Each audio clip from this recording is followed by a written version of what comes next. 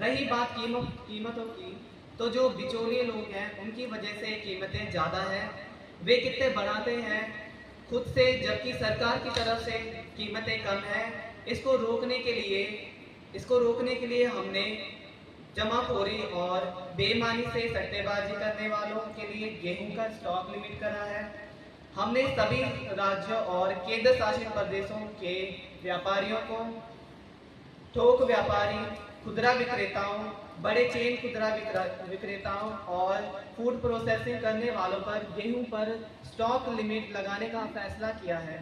हमने जल्द खराब होने वाले ऐसे सामानों की कमी के कारण पैदा होने वाली कठिनाइयों से अवगत है जो भारत में नहीं उगाए जाते।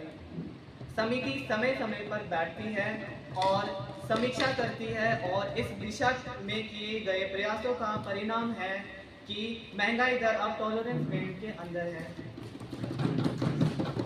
चूंकि हम देश में पर्याप्त दलहन नहीं उगाते हैं और आपूर्ति में कमी के कारण दालों की कीमतों से आमतौर पर उतार चढ़ाव होता रहता है।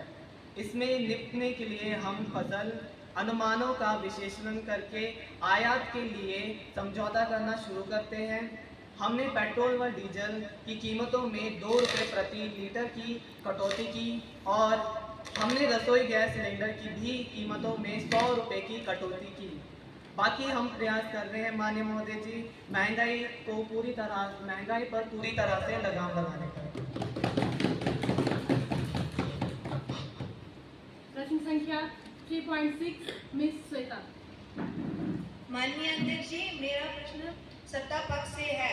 2004 में पुरानी पेंशन योजना को हटा दिया गया था, जिसके तहत नई योजना को लागू किया गया था, जिसमें सेवानिवृत्ति की अवधि को 60 साल रखा गया। लेकिन क्या 60 वर्ष के बाद उनका भविष्य सुरक्षित है? इस योजना को लेकर सरकारी कर्मचारियों के बीच आक्रोश पैदा है कि इनके बाद उनके भविष्य का क्या होगा। कि भारत सरकार ने इस नीति संशोधन का विचार किया? माननीय मंत्री जी। माननीय अध्यक्ष महोदय, वर्ष 2004 में लागू की गई न्यू पेंशन सिस्टम के बारे पूछे गई मान्यवर के इस प्रश्न की रिटायरमेंट होने के बाद उनका भविष्य सुरक्षित है या नहीं, तो मैं बताना चाहूँगी कि हाँ, उनका भविष्य सुरक्षित है, क्योंकि पहले की जो कर्मचारियों की सैलरी होती थी उसमें 10% की कटौती की जाती थी, लेकिन जो NPS के तहत यह 14% तक होती है। एक उदाहरण के तौर पर मैं बताना चाहूँगी कि यदि आपकी बेसिक सैलरी 50,000 है तो आप NPS के तहत उसमें कंट्रीब्यूशन देते हैं, तो पहले नियम के मुताबिक 5,000 रुपये मासिक योगदान आपको देना होता है। लेकिन NPS में 14% की कटौती की जाएगी तो इसमें 7,000 का योगदान मासिक आपको देना होगा, जो आपके रिटायरमेंट फंड में जमा होगा और ये आपको टैक्स से बचाने के लिए भी सहायक होगा। भविष्य के हिसाब से देखें तो इसमें फ़ायदा ही दिखाई देता है। इसमें रिटायरमेंट के बाद आपको 26,88,000 रुपये का फंड मिलेगा। तो क्या ये भविष्य के लिए सुरक्षित है? क्या ये भविष्य के लिए सुरक्षित नहीं है? मैं आशा करती हूँ कि मंत्री जी को इस उत्तर से संतुष्टि मिल गई होगी। नेता प्रतिपक्ष, आशा करते हैं आपको अपना जवाब मिल गया होगा। आपको कुछ पूछना है? कोई प्रश्न है? आगे की कार्यवाही शुरू करते हैं।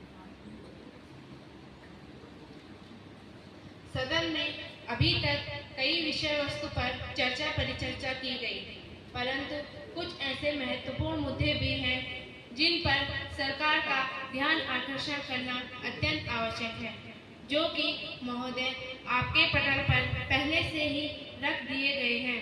अतः महोदय, इस ध्यान आकर्षण प्रस्ताव के लिए स्वीकृति प्रदान कीजिए। अनुमति है। विपक्ष द्वारा ध्यान आकर्षण प्रस्ताव लाया गया है, जिसमें प्रियंका जी पूछिए अपना प्रश्न। धन्यवाद अध्यक्ष महोदय, आपने हमारा प्रस्ताव स्वीकार किया। अध्यक्ष महोदय, आपने हमारा प्रस्ताव स्वीकार किया। मैं सत्ता पक्ष से मेरा प्रश्न यह है कि स्वच्छ भारत मिशन में वित्त मंत्री निर्मला सीतारमण ने 2023 और 24 के बजट में स्वच्छ भारत मिशन ग्रामीणों के लिए 5 करोड़ रुपए के मुकाबले 7,192 करोड़ आवंटित किए और ग्रामीणों और शहरों के लिए बजट 5 करोड़ रुपए आवंटित किए, जबकि इसका संशोधित अनुमान 2 करोड़ रुपए था। तो मंत्री जी, आप हमें यह बता सकते हैं कि यह अभियान सफल रहा? क्या इससे हमारी देश की जनता को कोई लाभ हुआ? माननीय मंत्री जी, विपक्ष द्वारा पूछे गए प्रश्न का जवाब दें।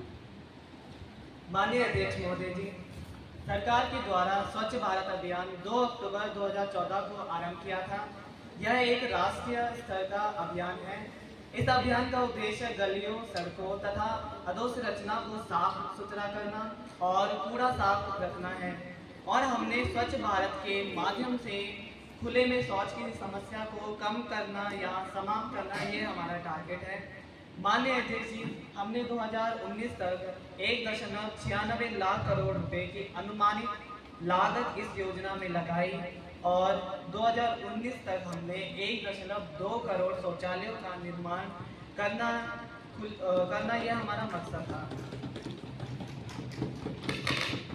इस मिशन का उद्देश्य 1.04 करोड़ परिवारों को लक्षित करते हुए 2.5 लाख समुदाय शौचालय, 2.6 लाख सार्वजनिक शौचालय और प्रत्येक